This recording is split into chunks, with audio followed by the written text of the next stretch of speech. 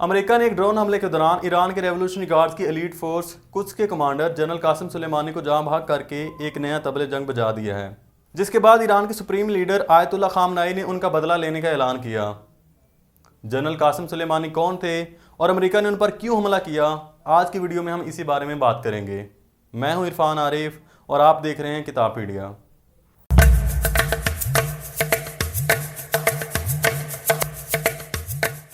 असल में हुआ यह था कि 29 दिसंबर 2019 को अमेरिका ने इराक में मौजूद हिजबुल्लाह के ठिकानों पर बमबारी की थी, जिसके बाद पूरे इराक में अमेरिका के खिलाफ एहतजाज शुरू हो गए थे।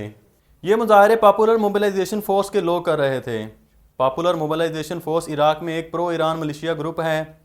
ये लोग अपनी वर्दी में मलबूस थे और उन्होंने इराक में अमेरिकी एम्बेसी पर हमला करते हुए उसे आग लगा दी। अमेरिका ने सारी कार्रवाई का इल्ज़ाम जनरल कासिम सुलेमानी पर डाल दिया, इसलिए अमेरिका ने आज इराक एयरपोर्ट के करीब उन पर एयर स्ट्राइक करके उन्हें जाँ बहक कर दिया।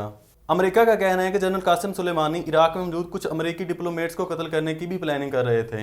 इससे पहले कि कुछ अमेरिकी डिप्लोमेट्स मरते, अमेरिका ने उन पर ही हमला कर दिया। ये हमला प्री प्लान था, जिसका मतलब यह है कि अमेरिका ने ईरान के रिस्पॉन्स को कैलकुलेट करके जनरल कासिम पर हमला किया है। जनरल कासिम सुलेमानी कोई आम कमांडर नहीं थे, बल्कि ईरान के बाहर मिडिल ईस्ट में ईरान का जितना भी इन्फ्लुएंस है वो जनरल कासिम सुलेमानी की वजह से ही है। जनरल कासिम सुलेमानी ईरान के सबसे ताकतवर जनरल थे।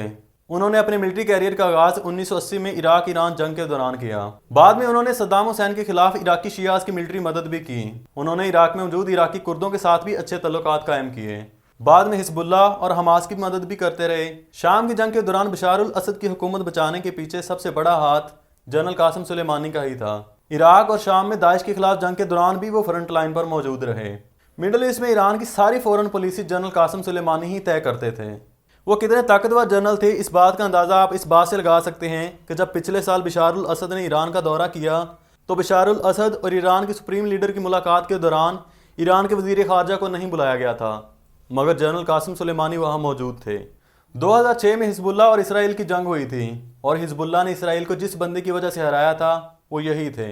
ये बंदा ईरान में इतना पॉपुलर है कि ईरान के लोग इसे ईरान का सदर बनाना चाहते थे, मगर उन्होंने मिलिट्री कमांडर ही रहने का फैसला किया। उन्हें ये इज्जत खिरात में नहीं मिली, बल्कि उन्होंने ये इज्जत बड़ी मेहनत से कमाई थी, क्योंकि वो मिडिल ईस्ट में ईरान के मफादात का बड़े अच्छे तरीके से दिफा कर रहे थे।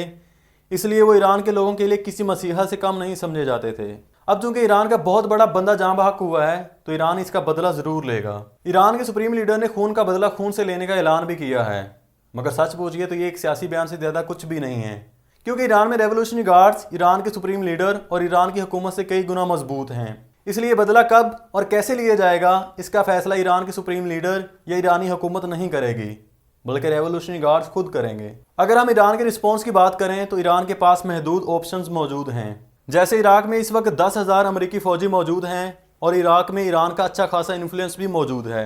इसलिए अमेरिका के ये 10,000 फौजी रेवोल्यूशनरी गार्ड्स का अगला निशाना हो सकते हैं। इसके अलावा इराक में मौजूद अमेरिकी डिप्लोमेट्स भी इसकी जद में आ सकते हैं। अब हो सकता है कि रेवोल्यूशनरी गार्ड्स फौरी तौर पर रिएक्ट ना करें, लेकिन अमेरिका और इसराइल को लॉन्ग टर्म में नुकसान पहुंचाने की कोशिश जरूर करेंगे। जैसे हिजबुल्लाह और हमास की मदद करना, शाम में बशार उल असद की हमायत जारी रखना और यमन में हौदी बागियों को भी अब अमेरिका और सऊदी अरब के खिलाफ मजीद इस्तेमाल किया जाएगा। अमेरिका और ईरान दोनों ही डायरेक्ट वार नहीं चाहते, इसलिए अब डायरेक्ट वार तो नहीं होगी, मगर मिडिल ईस्ट में प्रॉक्सी वार में शिद्दत जरूर आएगी और दोनों मालिक मिडिल ईस्ट में एक दूसरे के मफादात को नुकसान पहुंचाने की कोशिश मजीद तेज कर देंगे। हमें कमेंट सेक्शन में बताइए कि आप इस हमले के बारे में क्या सोचते हैं।